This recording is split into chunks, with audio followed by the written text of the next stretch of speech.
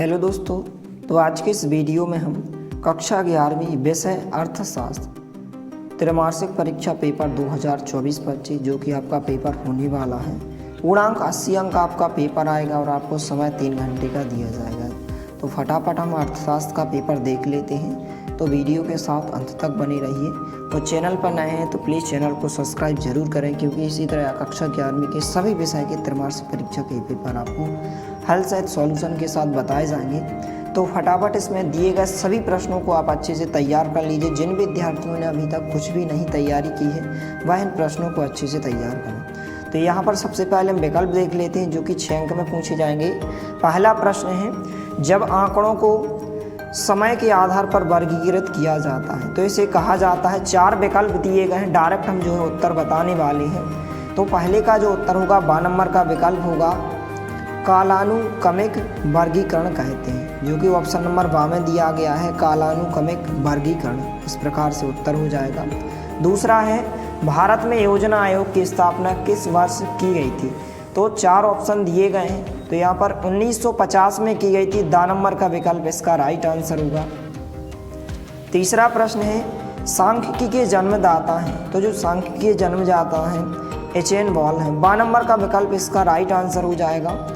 चौथा प्रश्न है, यहाँ पर भारत में रेल सेवा प्रारंभ हुई थी। तो 4 विकल्प दिए गए हैं। इसका जो राइट आंसर होगा सन 1853 में। 7 नंबर का विकल्प इसका सही उत्तर होगा। इसके बाद 5वां है, तृतीय क्षेत्र में शामिल हैं। तो जो तृतीय क्षेत्र होता है इसमें सेवाएं शामिल होती हैं। 8 नंबर का विकल्प इसका उत्तर हो जाएगा। 6वां दिया गया है, निम्न में से कौन सी आर्थिक क्रिया है?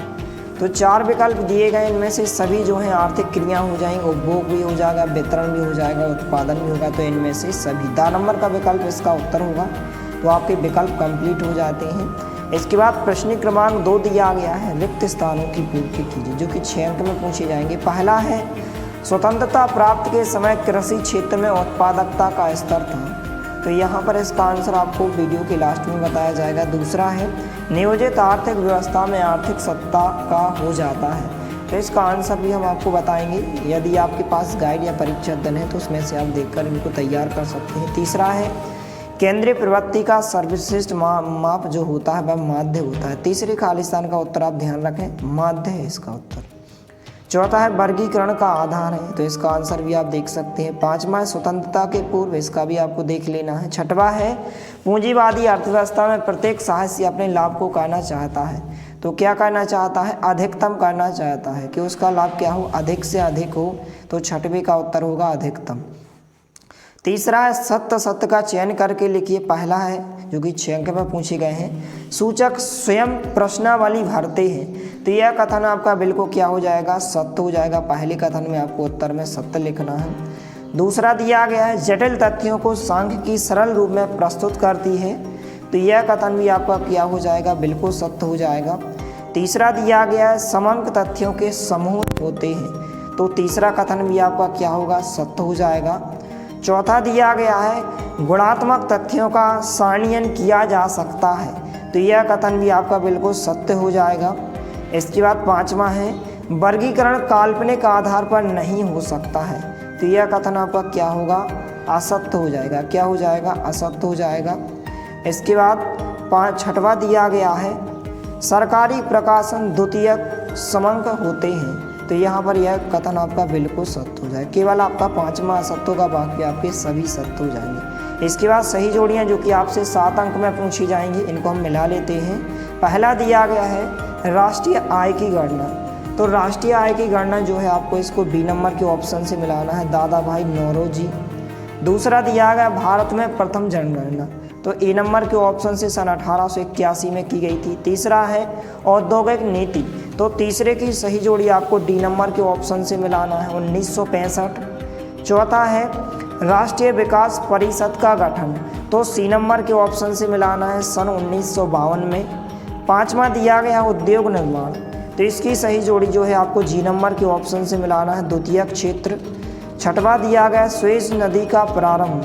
तो इसकी सही जोड़ी जो है आपको एफ नंबर सन 1869 से मिलाना है। 7वें नंबर में दिया गया, संचयी आवर्ती वक्र।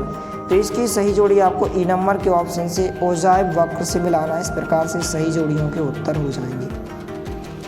पांचवा दिया गया है, एक शब्द या एक वाक्य में उत्तर दीजिए। पहला है अनुसंधानकर्ता द्वारा एकत्रित समंक क्या कहलाते हैं?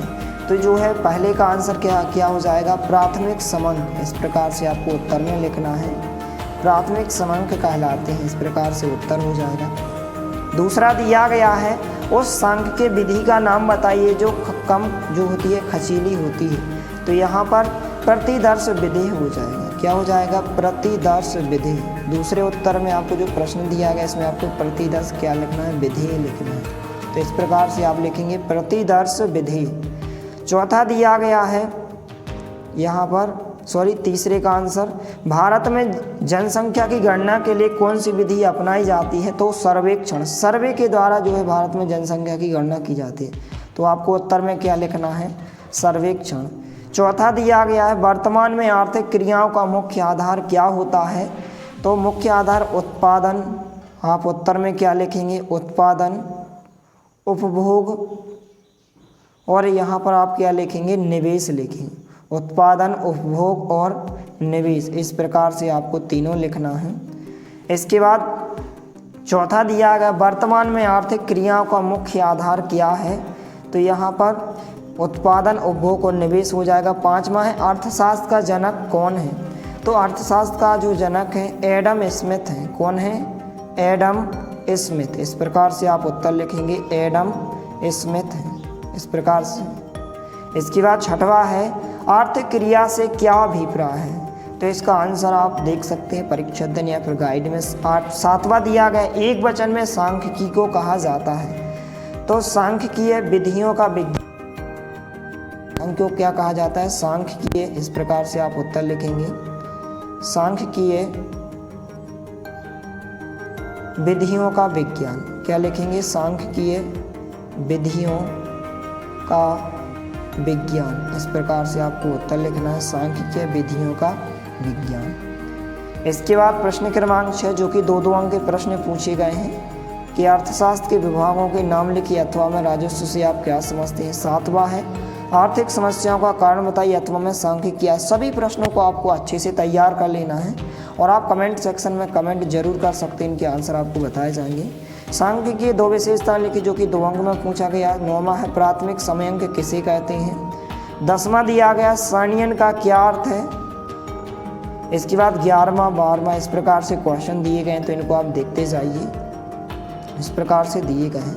तो चैनल पर नए हैं तो प्लीज़ चैनल को सब्सक्राइब जरूर करें। इस प्रकार से प्रश्न दिए गए हैं और यदि आप इस PDF को डाउनलोड करना चाहते हैं तो आप हमारे टेलीग्राम चैनल को ज्वाइन करें, वहाँ पर आपको इसकी PDF उपलब्ध कराई जाएगी।